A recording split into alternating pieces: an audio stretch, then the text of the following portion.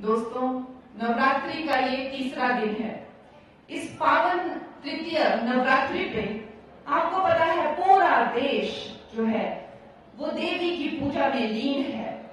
माता का अनुष्ठान हो रहा है। छोटी छोटी बच्चियों को लाकर उनके पैर धोए जा रहे हैं, उनको शालुए दिए जा रहे हैं, टीकू दिए जा रहे हैं, बिंदिया लगाई जा रही है, प्रसाद और दक्षिणा दी जा रही है। इस तरह से हर जगह नारी शक्ति की जो है पूजा हो रही है, वंदन हो रहा है।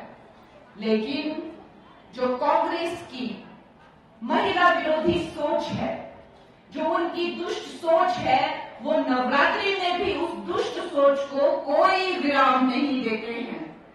जब से मेरा नाम अनाउंस हुआ है, इनके इतनी मिर्ची लग रही है, इतनी मिर्ची लग रही है कि दिन रात मुझे अपमानित करने में, दिन रात मुझे कलंकित करने में, मुझे दोष लगाने में दिन रात लगे हुए हैं।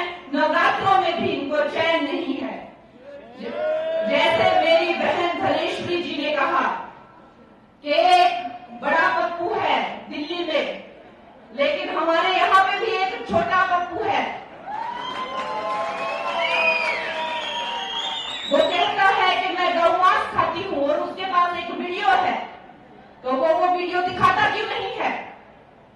उसके पास कोई तो इस चीज का प्रमाण होगा कि उसने मुझे गौ मांस खाते हुए कहां देखा।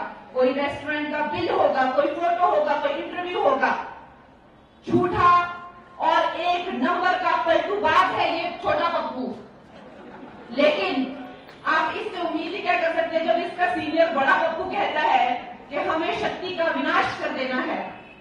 जो भी हिंदू धर्म की जो शक्ति है, देवी शक्ति जो है, उसका विनाश कर देंगे। तो जब बड़ा पप्पू ऐसे बातें करता है तो छोटे पप्पू से क्या उम्मीद की जा सकती है? छोटा पप्पू मुझे कहता है कि ये कलंकित है, ये अपवित्र है और इसको देवभूमि में आकर पवित्र होना चाहिए। मैं उसको पूछना चाहती हूँ कि उसे क्यों लगता है कि मैं अपवित्र हूँ? क्योंकि मैंने अपने बाप के नाम के बिना, अपनी माँ के नाम के बिना, अपने आप खुद अपना नाम मुंबई नगरी में बनाया, इसलिए उसको लगता है मैं अपवित्र हूँ। उसको क्यों लगता है मैं अपवित्र हूँ? क्योंकि मैं पॉलिटिक्स में आना चाहती हूँ। उसकी क्यों जलती है कि मैं पॉलिटिक्स में आना चाहती हूँ? मैं अपनी महिला बहनों को पूछना चाहती हूँ कि ये जो पुरुष प्रधान समाज है, आज तक हमने इनको वोट दिए हैं, आज तक हमने सब सपोर्ट किया है, लेकिन आप अपनी आंखें बंद कीजिए और अपने आप से पूछिए, जब आप सोचते हैं कि सेंटर में कितनी महिलाएं हैं, मिनिस्टर कितनी महिलाएं आपके सामने आती हैं? 2-3। आप जब राज्य में सोचते हैं कितनी महिलाएं मंत्री या मुख्यमंत्री हैं, कितनी महिलाएं आपकी आंखों के सामने आती हैं? 2-3। यही क्या हमारी बेटियों का भविष्य है?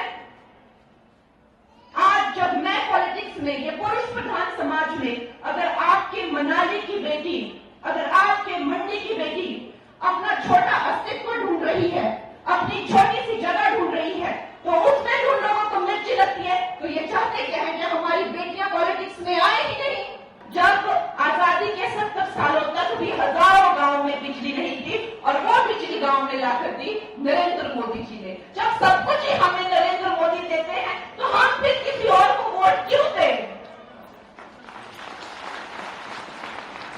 दोस्तों, ये हमारा बहुत बड़ा मौका है। ये हमारा वो मौका है जब आपको अपनी बेटी को आगे करके देखिए। जो मेंबर ऑफ पार्लियामेंट होता है वो सेंटर से कनेक्टेड होता है और सेंटर में जिसकी सरकार होगी काम तो वही कर पाएगा। और ये सारा दुनिया जानती है, सिर्फ भारत नहीं, सारी दुनिया जानती है कि आएगा तो मोदी ही।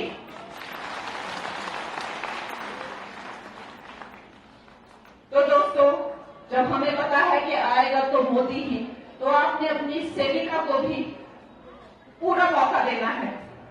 और ये जो लोग कहते हैं कि आती है और ढिंचक ढिंचक करती है, मैं उस बंदे को बुलाना चाहती हूँ और उसको अपनी फिल्म का मैं एक सीन दूंगी, और अगर वो मेरी फिल्म का वो सीन कर दे तो राजनीति तो क्या, मैं भारत छोड़ के चली जाऊंगी। अगर वो मेरी फिल्म का एक सीन जो मैं उसको दूं, तो अगर वो कर दे तो राजनीति तो क्या, मैं भारत छोड़ के चले जाऊंगी। जाओगे। कला हमें नहीं चुन, हम